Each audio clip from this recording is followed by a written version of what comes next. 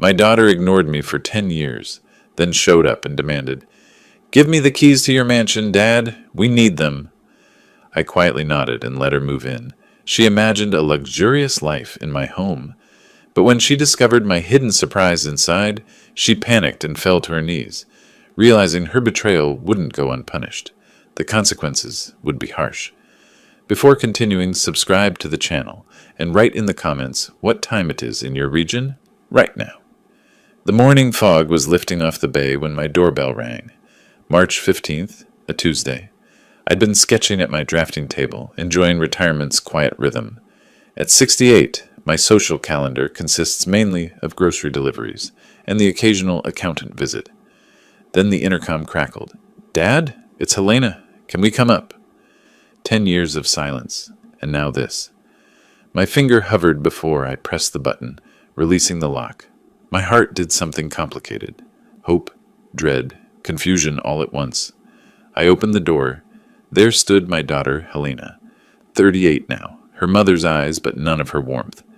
Beside her was James, her husband, all gym muscles and impatience. I'd attended their wedding 11 years ago, stood in the corner while Helena introduced me as my father. He's retired. Not the architect, just retired. "Dad," Helena said, rehearsed. She hugged me briefly, funeral relative style. "It's been too long." 10 years, I said quietly. James extended his hand. "Franklin, good to see you." His grip was aggressive, establishing dominance. I let him have it. "At my age, you pick your battles." They came inside, and I watched their eyes sweep the space. The Pacific Heights mansion, my masterpiece, designed 30 years ago with Margaret. 4,000 square feet of Victorian elegance, crown moldings specified to the millimeter, bay windows framing the Golden Gate like art. But they weren't seeing craftsmanship. They were seeing dollar signs. James's gaze lingered on the coffered ceiling. Helena's fingers traced the walnut banister, appraising, calculating. "The place looks good," James said, accusatory. "Big, though, for one person. I manage." We sat in the living room where Helena had opened Christmas presents, where Margaret and I had hosted parties, where I'd sat alone for a decade.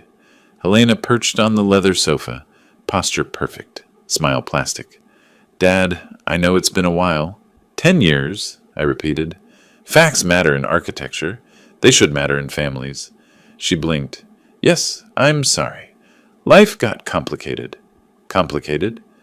I thought about letters returned unopened, calls to voicemail, the heart attack 2 years ago, lying in the hospital bed, watching the door. But I didn't say that. Not yet. James leaned forward, subtle abandoned. "Look, Franklin, we need to talk about this house. Not, we've missed you. Not, let's rebuild. Just the house." "What about it?" Helena's eyes suddenly brimmed with tears, remarkably realistic.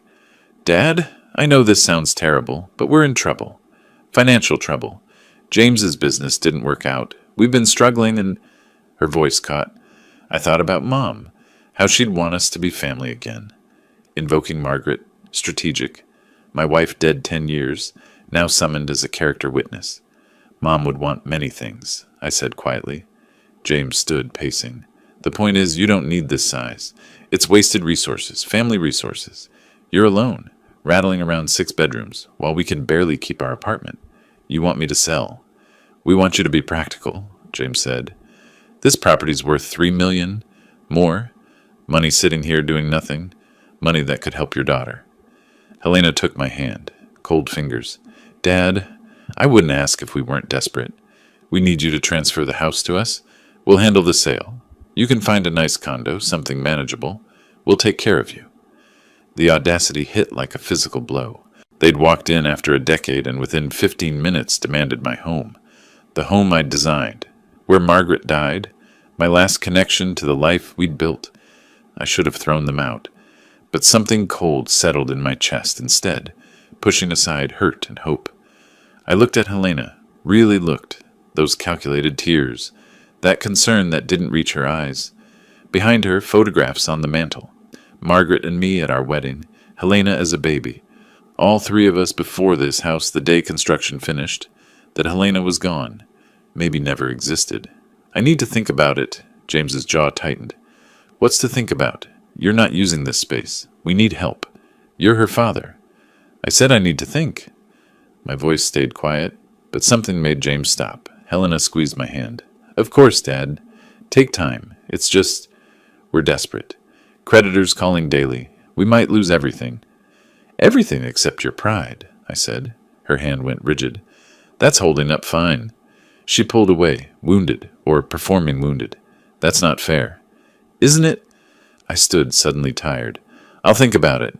Call tomorrow. They exchanged glances. Frustration, annoyance, certainty. They thought they had me. The lonely old man would cave for a scrap of his daughter's attention. Walking them to the door, James clapped my shoulder. You're doing the right thing, Franklin.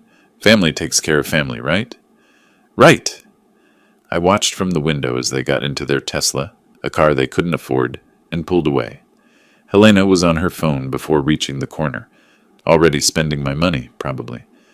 I stood there long after they left, fog rolling back in, obscuring the view. The house felt quiet. 10 years of quiet, but this was different. This was the quiet before something breaks, or before someone breaks something. I walked to my study, pulled out a manila folder from my desk. Inside, copies of letters I'd sent Helena over the years. Birthday cards, Christmas cards, the one from the hospital, written with shaking hands. I had a heart attack. I'm okay now. I miss you. She'd never responded. I set the folder aside and picked up my phone. William Clark, a real estate attorney I'd worked with on commercial projects years ago. Good man. Methodical. Creative when needed. 3 rings. William, it's Franklin Preston. I need to discuss something. Have time this week? For you? Of course. What's this about? I looked around my house, at the walls I'd designed, the life I'd built with Margaret, everything Helena wanted to take. Protecting an asset, I said. A very valuable asset. After they left, I poured 2 fingers of whiskey, Macallan 18, the bottle Margaret and I opened on our 40th anniversary, 5 months before the diagnosis. I'd been rationing it since, because finishing it meant accepting she was really gone. I sat by the window, watching city lights emerge at dusk, and let myself remember. 10 years ago, almost to the day. Margaret's funeral, beautiful the way terrible things sometimes are. Spring flowers everywhere, everyone saying right words. Helena had been there, properly dressed, properly tearful, holding my arm, playing devoted daughter flawlessly. But I felt the distance, the coldness underneath. A week later, she came to the house. I'd been grateful, thinking we could grieve together. I'd made coffee, set out pastries Margaret loved from the Fillmore bakery. Helena sat on that same sofa. Dad, we need to talk about the estate. I'd blinked, confused. Estate? Margaret didn't leave a will. We owned everything jointly. It's all mine now. That's the problem? Helena's voice was efficient, brutal. The house was too big for one person. Maintenance costs astronomical. I should sell, liquidate, split proceeds. Mom would want me taken care of. I'd explained this house was more than real estate. It was Margaret's dream made concrete. We'd designed it together, chose every tile, every fixture. The kitchen matched her specifications. The garden had her roses. Selling would be losing her again. Helena's face went hard. So you're choosing a building over your daughter? I'm choosing your mother's memory. Then I guess you've made your priorities clear. She gathered her bag. At the door, she turned back. Fine. Keep your precious house. Keep your memories. But don't expect me to watch you wallow. I need a father who cares about my future, not someone drowning in the past. Helena, please! Don't call. Don't write. When you're ready to grow up and do the right thing, you know where to find me. The door closed. Last time I'd seen her until today. I tried, though. Letters monthly at first, telling about my days, asking about hers, reaching into void. They came back unopened or disappeared into silence. I called on her birthday, left messages, nothing. The heart attack, widowmaker, doctors called it, stopped my heart in the grocery store. I woke in ICU with tubes everywhere, strangers hovering. I asked the nurse to call Helena. She tried, got voicemail. Helena never came. 3 days in that hospital. My only visitor was William Clark, who came because he'd heard from a colleague. He sat with me an hour, talking about nothing. I was pathetically grateful. The nurses looked at me with pity. Old man with no family. They'd seen hundreds like me. After I got home, I sent Helena a letter. Short. I had a heart attack. I'm okay now. I miss you. I'd stared at those words an hour before mailing, wondering if they sounded like manipulation. They were just true. She never responded. And birthdays. Mine, not hers. 66, 67, 68 last month. I'd developed a tradition, making myself a boxed cake, eating one slice, throwing out the rest. Margaret used to make elaborate productions. Helena helped decorate. Now I celebrated alone. The whiskey burned. Anger built, hot and sharp, cutting through sadness. I could forgive silence, forgive abandonment. People grieve differently, run from pain. But this, coming back after 10 years not to apologize, not to rebuild, but to demand, treating me like an ATM, an obstacle between them and money, the calculated tears, invoking Margaret's memory as a weapon. Mom would want us family again, as if Margaret would recognize this mercenary stranger as her daughter, and James. Barely concealed contempt calling me Franklin, not Mr. Preston or Dad, assessing my home like shopping for furniture, presuming I was too old, too weak, too grateful for attention to refuse. They thought I was desperate, lonely enough to trade dignity for companionship, my home for conditional affection. Wrong. I opened my laptop, started doing what I do best, planning. Architecture is seeing the finished structure before the first brick, understanding how pieces fit together, building something beautiful with underlying framework of steel and stone. I could build something here too. Not a building, a strategy. My phone buzzed. Helena, on schedule. Text, thanks for hearing us out today, Dad. I know this is hard, but it means a lot. We'll talk tomorrow. Love you. Love you. 2 words unsaid for a decade, deployed now as tactical weapon. I didn't respond. Instead, I researched California real estate law, charitable foundations, historical preservation statutes, made notes, drew diagrams, did what I'd always done facing complex problems, broke them into solvable components. By midnight, I had an outline. It would take time, money, precision and patience and cold calculation I'd never applied except to blueprints, but it could work. I looked at the photo on my desk, Margaret and me before this house 30 years ago, her head on my shoulder, both smiling at a future we thought we understood. She'd loved this place. Every room held her fingerprints, choices, laughter. I'm sorry, I told her image. Sorry I couldn't give Helena the mother she needed, but I won't let her take you away again. My phone buzzed again, another text. Just thinking how good it'll be to reconnect. Maybe dinner this week, my treat. Her treat. With what money? The failed business? Maxed credit cards? Or was she already counting my money as hers? I set the phone down, returned to my laptop. Work to do. They wanted my house, my legacy, to erase Margaret's memory for cash. They would get exactly what they deserved, and not one thing more. The next morning, the doorbell rang. A delivery, books I'd ordered. Carlos Mendoza, the courier who'd served this neighborhood for years, stood there with his usual smile. Morning, Mr. Preston. Got your books. Thanks, Carlos. I signed for the package. He lingered the way he always did. You doing okay? Haven't seen you around much. Fine, just busy. I started to close the door, but Carlos wasn't finished. Oh, by the way, I saw your daughter here a few weeks back. 3 weeks ago, maybe. She was with a man and woman, meeting with someone who looked like a realtor. They were taking pictures of your house, walking around the property. I thought maybe you were selling. Everything stopped. 3 weeks ago? Yeah, I remember because I delivered to the Johnsons next door that day. Your daughter and her group were out front with clipboards and cameras, professional looking. I figured you'd finally decided to downsize. No, I said slowly. No plans to sell. Carlos looked confused. Huh. Well, they sure looked serious. Anyway, enjoy your books. I closed the door and stood in the hallway. 3 weeks ago. 3 weeks before yesterday's tearful reunion. Before Helena's desperate plea. Before their sudden appearance. They'd been planning this. Scouting the property. Bringing in a realtor. Taking photographs. This wasn't spontaneous. This was calculated. I'd been the target all along. The financial trouble was probably true, but their solution had been in the works for weeks. The tears, invoking her mother's memory, pretending to reconnect. All theater. rehearsed lines, prepared assault, and I'd almost fallen for it. I walked to my study and dialed William Clark. Franklin, I was hoping you'd call. I need to move faster than I thought. Can you meet today? 1 o'clock at my office. I'll be there. I hung up and called a private investigation firm. No personal connections, just professional service. I needed a background check on James Harris.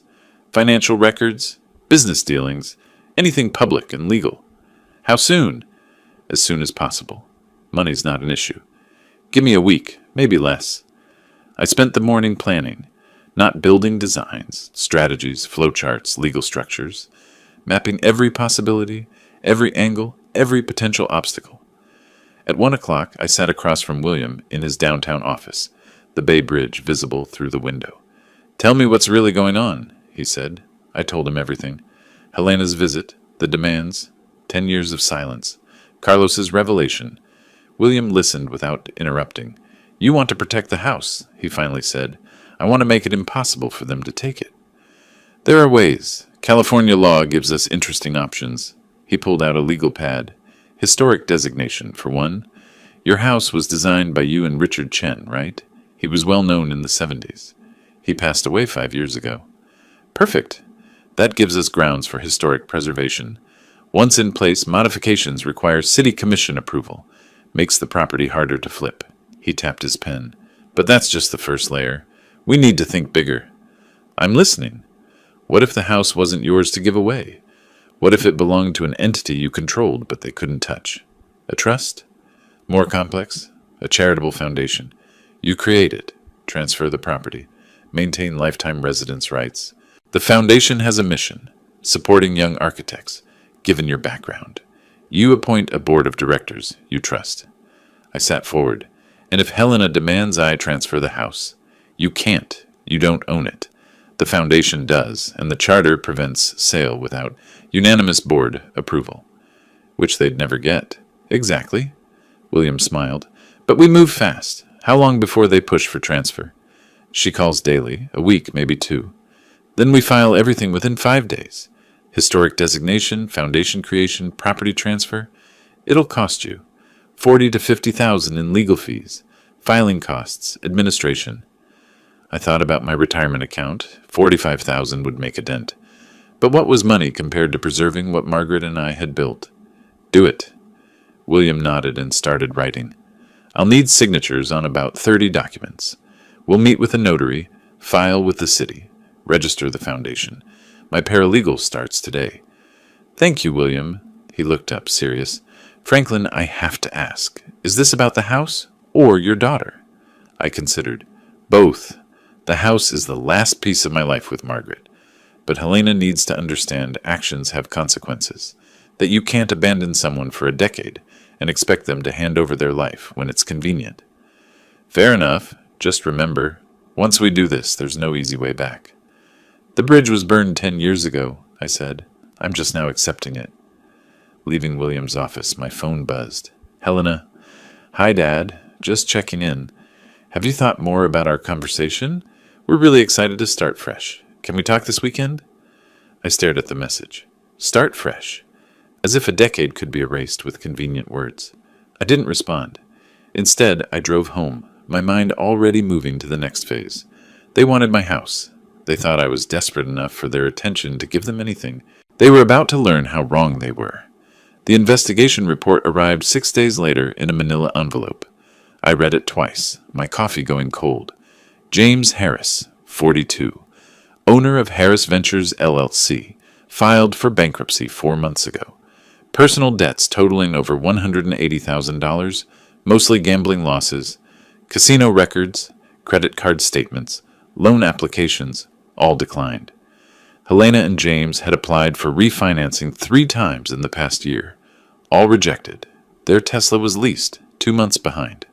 Their apartment had an eviction notice filed 30 days ago. They weren't just in trouble. They were drowning, and my house was their life raft. I set the report aside and looked at the garden Margaret had planted. Her roses still bloomed, maintained by the landscaping service I'd kept all these years. I thought about Helena's wedding 11 years ago. I'd paid for half. $25,000 Margaret and I had saved. Helena had been distant even then, introducing me as my father, he's retired, while James worked the room. She'd been embarrassed by me. The successful architect wasn't successful enough for her new life. When Margaret got sick, Helena visited exactly twice. Both times she spent most of the visit on her phone, stepping out for important calls.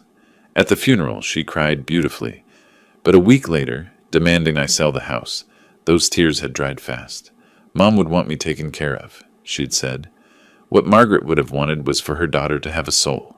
My phone rang. Helena again. I'd been dodging her calls all week, sending brief texts.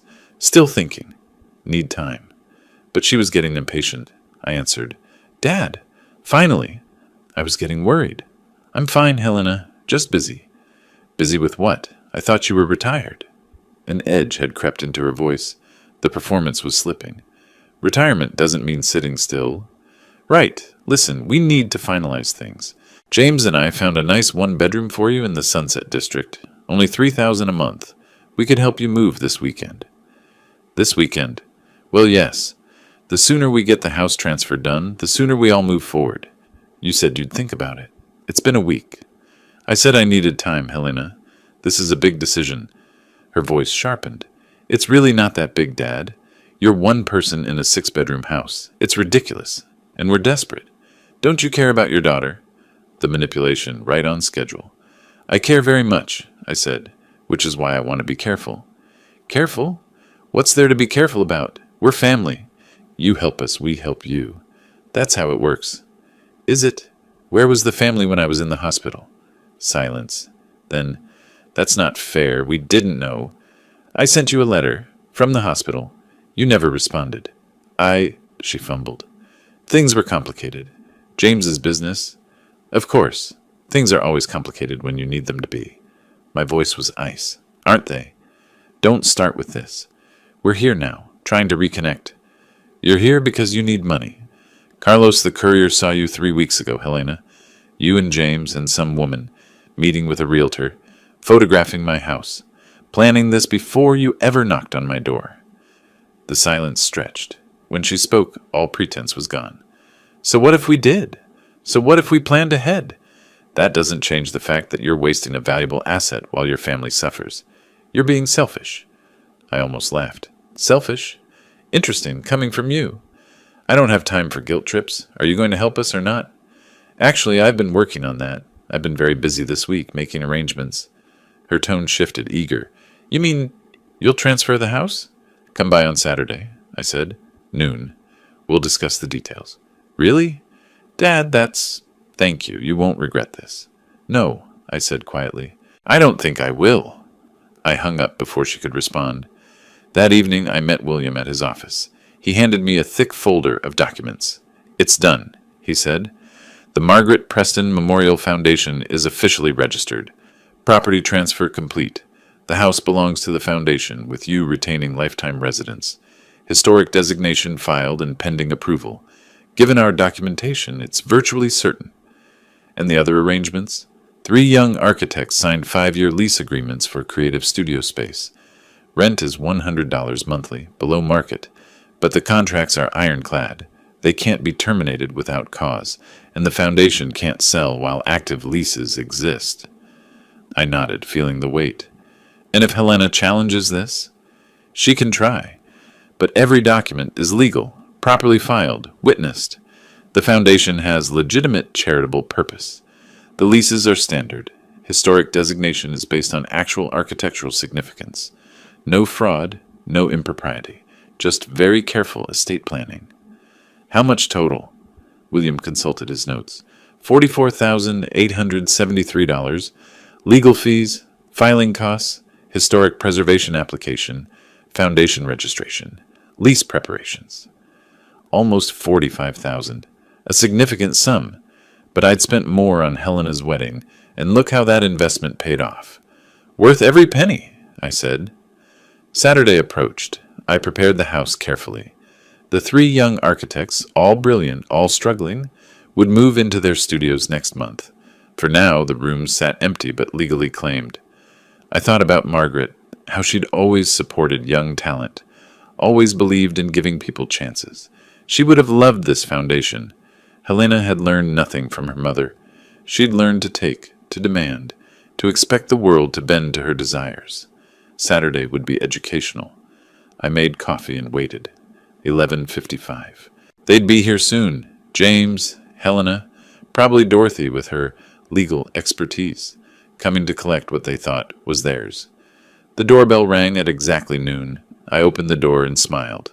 "Right on time," I said. "Please come in. We have a lot to discuss." They came back on Tuesday, and this time they brought reinforcements. Helena and James arrived at 11 in the morning, but they weren't alone. A woman's voice crackled through my phone speaker before they even rang the doorbell. "Mr. Preston, this is Dorothy Harris, James's sister. I'm on the line to help facilitate today's discussion." I let them in. Dorothy's disembodied voice filled my living room as James set his phone on the coffee table. Speaker mode activated. She had that practiced tone, smooth, professional, faintly condescending, the voice of someone who'd worked in legal offices long enough to think they understood the law. "I want to help make this transition as smooth as possible for everyone," Dorothy said. "I've worked as a legal assistant for 12 years, so I can guide you through the documentation process at no cost. Consider it a family favor." "How generous," I said. Helena shot me a warning look. "Dad, Dorothy's trying to help. We all are." James leaned back on my sofa, Margaret's sofa, like he already owned it. "Look, Franklin, let's cut to the chase. You've had 2 weeks to think. We need an answer. Are you going to do the right thing here, or are we going to have a problem?" "The right thing," I repeated. Interesting phrase. "Don't start with the guilt trip," Helena said, her voice sharp. "We're in crisis mode here. Our apartment's being foreclosed on.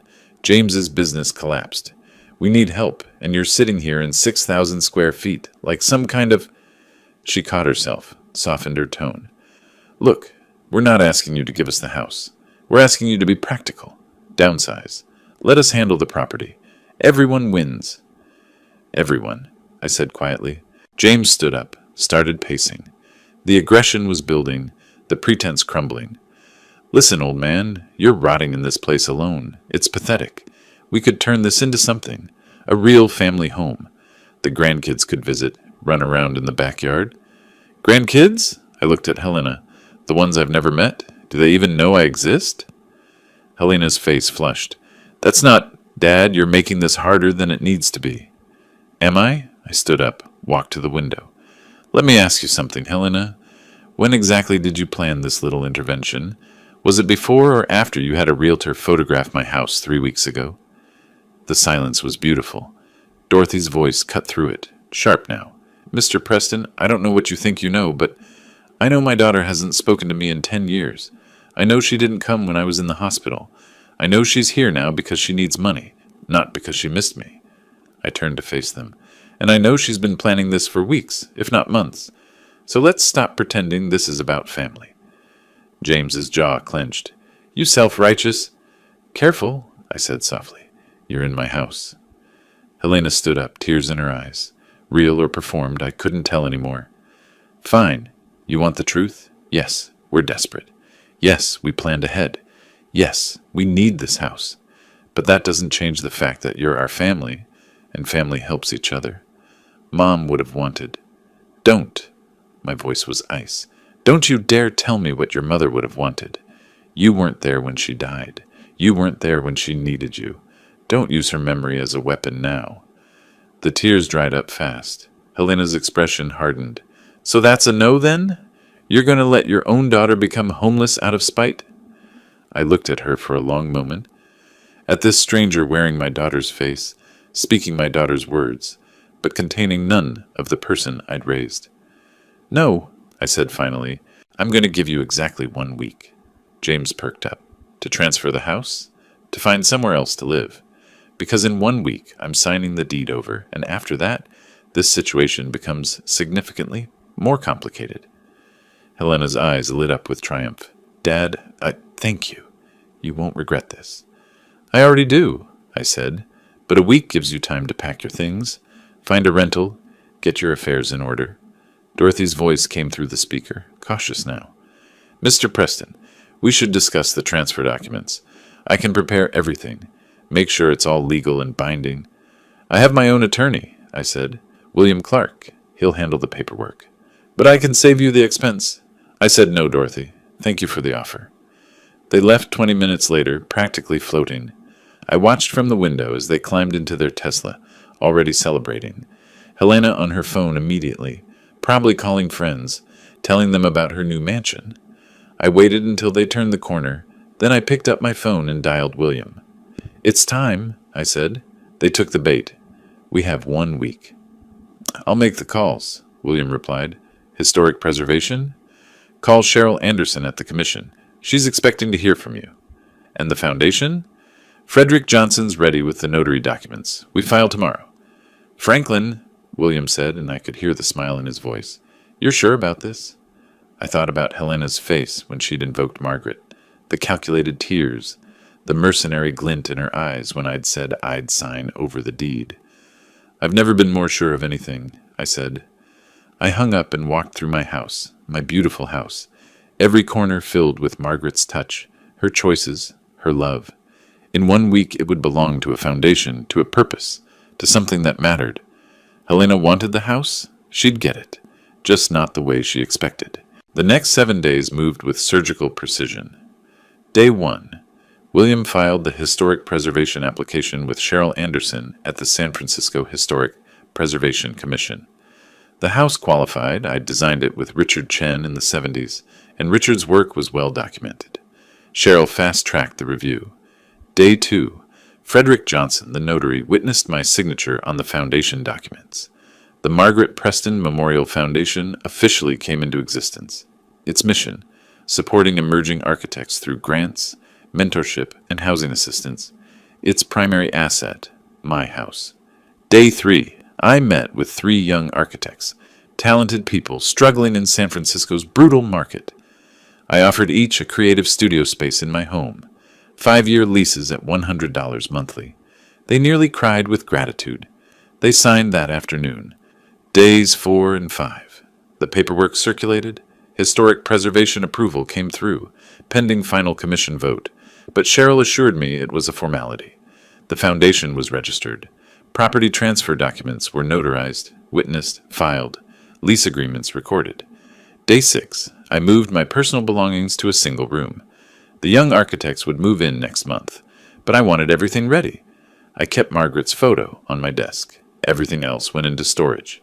Day 7. Saturday. Moving day. I stood on the front porch at noon with a small box, some clothes, a few books, my laptop, the essentials. Helena's moving truck arrived at 12:03. She and James emerged, followed by Dorothy, no longer just a voice but a solid woman in her mid-40s with sharp eyes and a leather folder. Dad! Helena rushed up, actually hugged me. I can't believe we're really doing this. Thank you so much. You're welcome, I said. I meant it too. James was already eyeing the house like a buyer at an auction. This place is going to look amazing after renovations. Maybe knock down that wall. You might want to check the paperwork first, I said mildly. Dorothy was ahead of them. She'd opened the envelope, was scanning the first page. Her face went from confident to confused, to pale in about 10 seconds. This isn't... She looked up. Mr. Preston, this is a lease agreement. Yes, a lease, not a deed transfer. A rental lease for 12 months at $4,500 per month. James snatched the papers. What? That's not what we agreed to. I said I'd sign over the house. I did. To the Margaret Preston Memorial Foundation, which now owns this property. The foundation board agreed to rent it to you at below market rates. Helena's face went white. What are you talking about?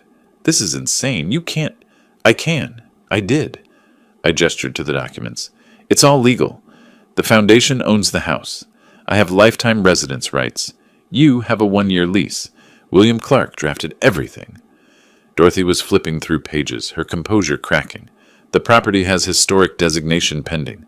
There are existing lease agreements. 3 creative studios. This makes the house a commercial property, with sitting tenants. Yes, 3 young architects. Very talented. They move in next month. You'll share common spaces with them. Kitchen, living room. The lease specifies equal access. James's face turned red. You're trying to screw us. We'll sue.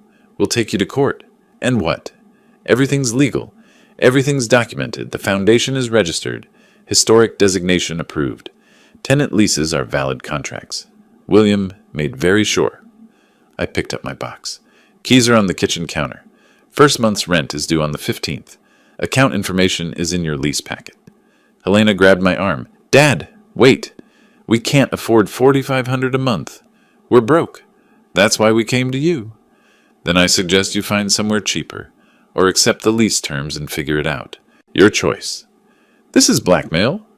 No, I said quietly. This is consequences. Dorothy had her phone out, dialing. I'm calling a lawyer. This can't be legal. Call William Clark, I suggested. He'll explain California property law. His number's in the packet. James stepped forward, and for a moment I thought he might try to intimidate me, but something in my expression stopped him. Maybe he finally understood I wasn't the weak old man he'd assumed. You planned this, he said.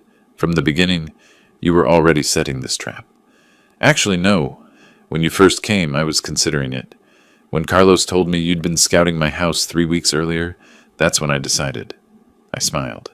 You taught me something valuable, James. When someone shows you who they really are, believe them. I walked down the steps toward my car. Helena called after me. Where are you going? You can't just leave us here. I'm staying with a friend while I look for a condo. You have the house, just like you wanted. Enjoy it. Behind me, Dorothy was on the phone with some attorney, her voice rising. James was cursing. Helena was crying. Real tears this time. Tears of frustration, rage, disbelief. I got in my car and drove away from the house I'd designed, the house I'd built, the house where I'd loved and lost and lived for 30 years. I didn't look back. 3 months passed. 3 months of watching them drown. I didn't live in the house anymore. I'd moved to a comfortable condo in Nob Hill, but I heard reports. From William, from the young architects, from the foundation's property manager. Helena and James were hemorrhaging money. The rent alone was $4,500 monthly. Then came utilities. The house was beautiful but old, poorly insulated with a heating system that cost a fortune to run. I'd maintained it because I could afford it. They couldn't. The young architects, Michael, Sarah, and David, had full access to common areas per their leases. Kitchen, living room, the garden. Helena hated it. She'd call, voice shaking with rage. They're here all the time, making coffee at midnight, having meetings in the living room.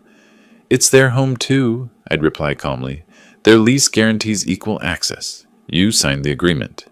We didn't know it would be like this. Did you read the contract before signing? Silence. Then she'd hang up. James tried intimidation, left voicemails, voice thick with threats. You think you're smart, but you're playing a dangerous game.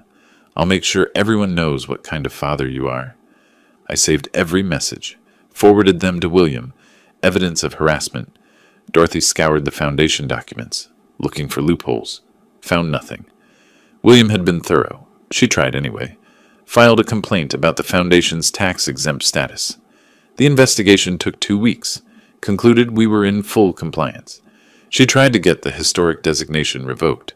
The commission rejected her petition unanimously. Each failure cost them money they didn't have. The creditors weren't patient. James's gambling debts, $180,000, came due. Collectors started calling, then visiting. Helena called me, hysterical. They're threatening us. Then James should pay, or declare bankruptcy. Those are his options. You could help us? I could, but I won't.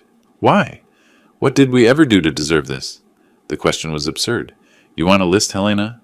Should I start with 10 years of silence, the hospital visit that never happened, or skip to the part where you scouted my house with a realtor 3 weeks before pretending to need help? She hung up. The young architects told me things too. Helena and James fought constantly, screaming matches echoing through the halls.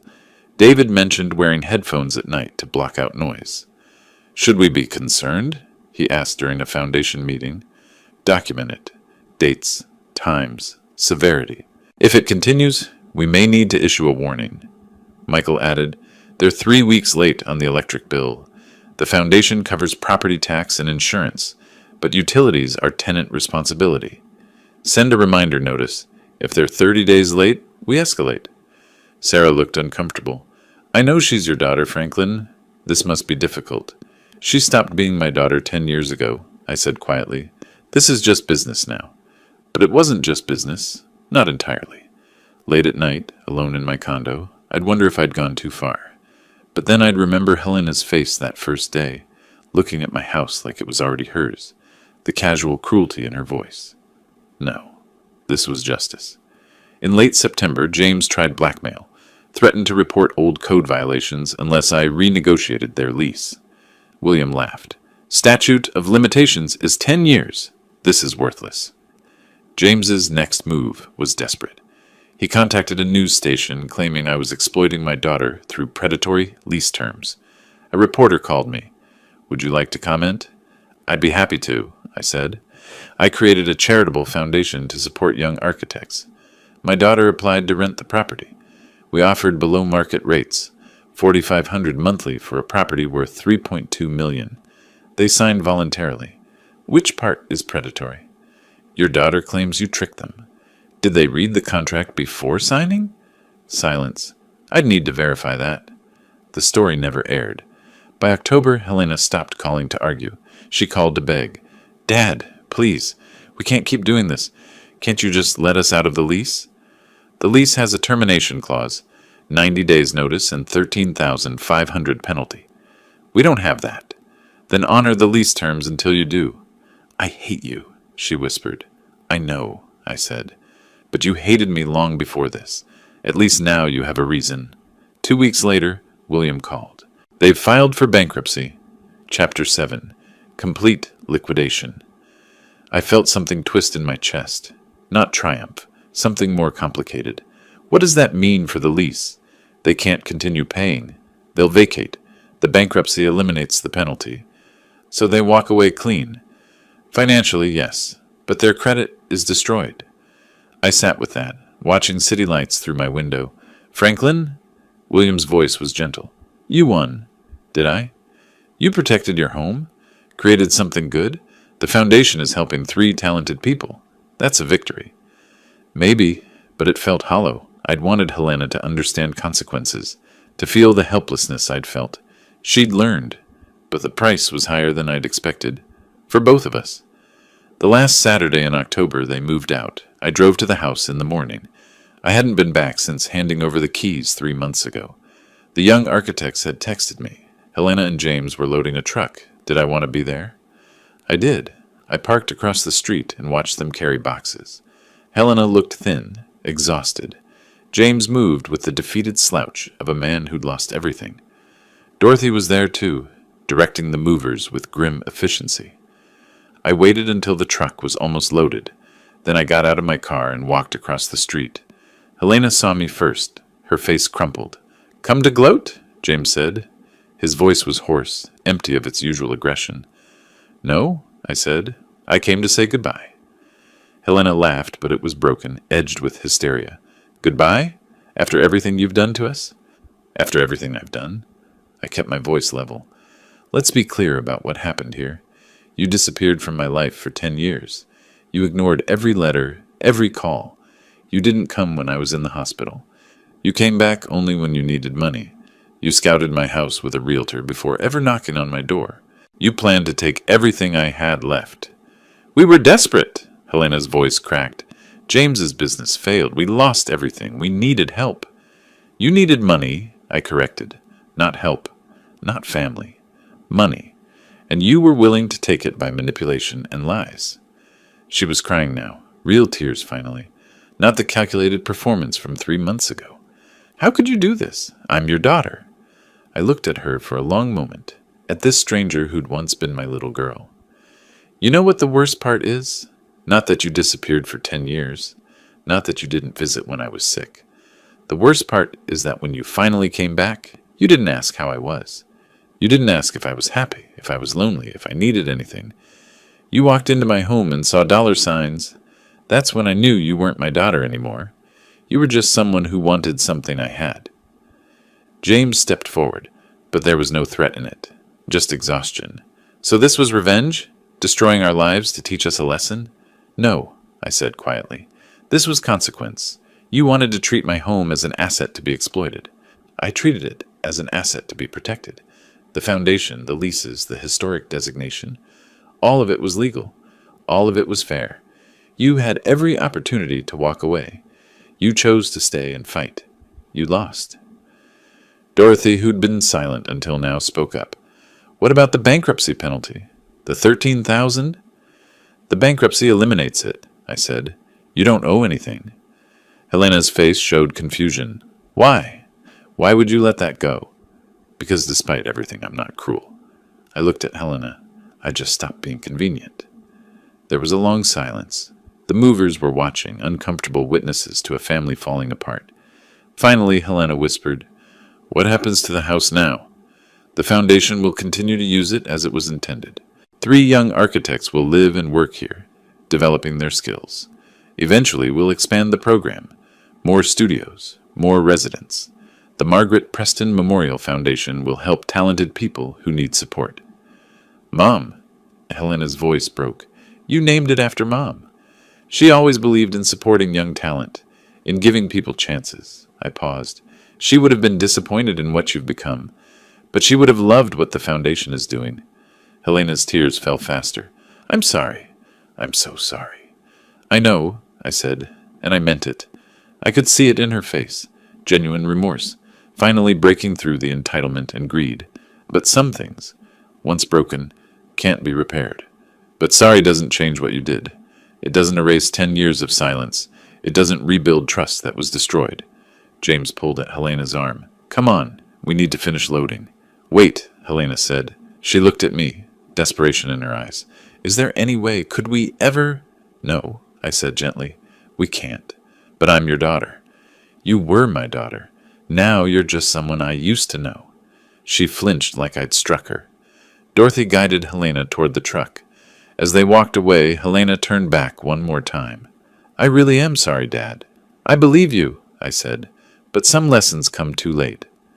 I watched them drive away, watched the moving truck turn the corner and disappear. Then I walked up to my house, the foundation's house, and went inside. The 3 young architects were in the kitchen making lunch. They looked up as I entered. Everything okay? Michael asked. Yes, I said. Everything's fine. Sarah gestured to the stove. We're making pasta. Want some? I smiled. I'd like that. We ate together, talking about their projects, their challenges, their dreams. The house was full of life again, not the life I'd imagined when I designed it 30 years ago, not the family legacy I'd hoped to create, but something good, nonetheless. Later, standing in the garden Margaret had planted, I thought about Helena's final words, the apology, the regret. Was I cruel for not accepting it? For not offering forgiveness? Maybe. But forgiveness requires trust, and trust requires honesty. Helena had shown me who she really was. She'd proven that her love was conditional, transactional, easily discarded when inconvenient. I'd simply stopped pretending otherwise. The sun was setting over the bay, painting the sky in shades of orange and gold. Inside, I could hear the young architects laughing about something. Michael was playing music. Sarah was showing David her latest designs. The house was alive, filled with purpose, with possibility, and I was free. Free from the hope that had kept me waiting for a daughter who would never return. Free from the pain of loving someone who saw me as nothing more than a means to an end. Helena had taught me a hard lesson. Love can't be bought with money, but it can be lost through greed. And once lost, it can never truly be reclaimed. If you like this story, please like this video, subscribe to the channel, and share your impressions of this story in the comments. To listen to the next story, click on the box on the left. Thank you for watching.